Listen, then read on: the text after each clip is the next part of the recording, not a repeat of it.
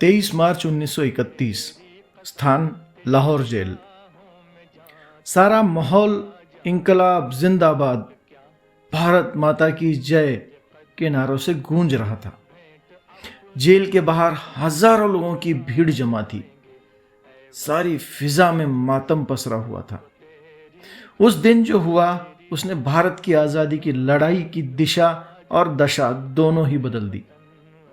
जी हां, आज लाहौर जेल में भगत सिंह, राजगुरु और सुखदेव, इन तीनों को फांसी दे दी गई। भगत सिंह की जीवनी ने, उनकी शहादत ने हमारे आज़ादी के संघर्ष में एक नए प्राण फूंक दिए। ऐसी आग लगाई जिसे अंत तक अंग्रेज बुझा नहीं पाए और अंततः उन्हें इस देश को छोड़कर जाना पड़ा।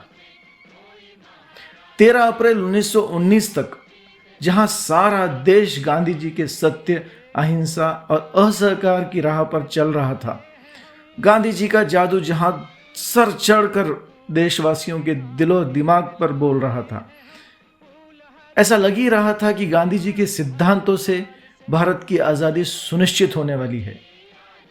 वहीं जलियांवाला बाग के नरसंहार के बाद एक नई सोच ने जन्म लिया और आज़ादी हमारा अधिकार है, इसे भीख मांगकर नहीं, छीन कर लेना होगा।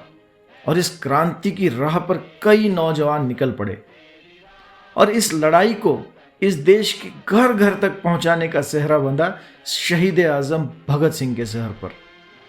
जहां एक गुट ये मानता था कि आज़ादी इंकलाब, क्रांति बंदूकों गोलियों से आएगी, लेकिन भगत सिंह का ये मानना था आज़ादी का, क्रांति का, इंकलाब का बंदूकों से कोई लेना देना नहीं। ये केवल एक जरिया हो सकती है, पर आज़ादी का पौधा विचारों से पनपता है, हौसलों की मिट्टी में पैर पसारता है और बलिदान के रक्त से सींचा जाता है। कभी वह दिन भी आएगा जब आज़ाद हम होंगे।